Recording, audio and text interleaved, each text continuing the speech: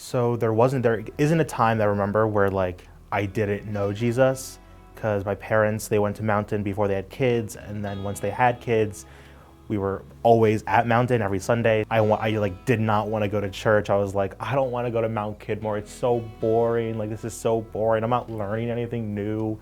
I've heard every story of the Bible.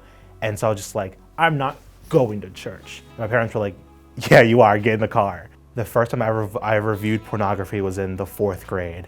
And I was like curious about like sex and like what that was. So I would like looked up porn and was like, oh. And then slowly, as porn does, I got addicted.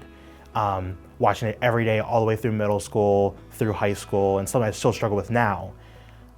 And I realized that it was a problem when I heard like my first sermon talking about sex and pornography. And I remember Pastor Ben being like, yeah, pornography is like super bad. And I was like, oh no, is what I'm doing bad? I felt so guilty because I was like, oh, I've been having this habit for years now, and I just learned that this is bad, and I felt so guilty because I was like, I'm not following God's plan for my life, and I don't know how to fix it, and I just feel so guilty because like I felt like God was mad at me, and that made me feel so bad. I didn't know how to help myself, and in that moment I was like, well, obviously God hates me because I do this sinful thing.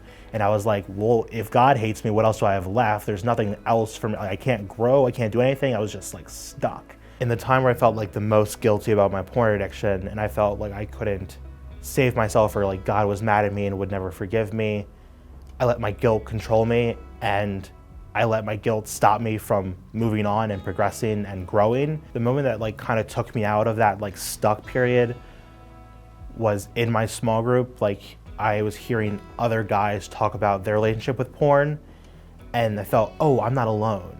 And then my leaders telling me that like God doesn't hate you, God still loves you, and you can still, this isn't the end of the road.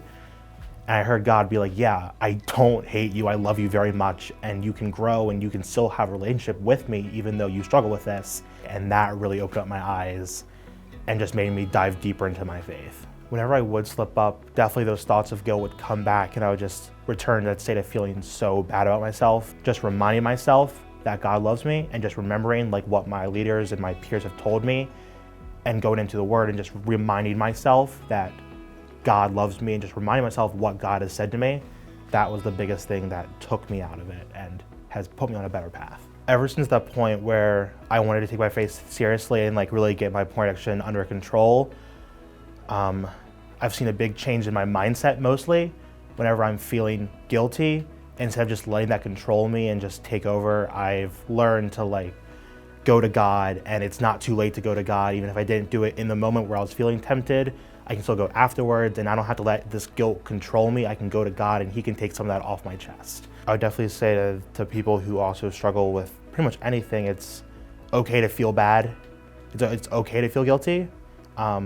But you don't have to let it control you. You have control over how it affects you, and it's not too late to make a change. It's not too late to change your mindset, and you can always get help, and you can always help yourself, and it's not too late.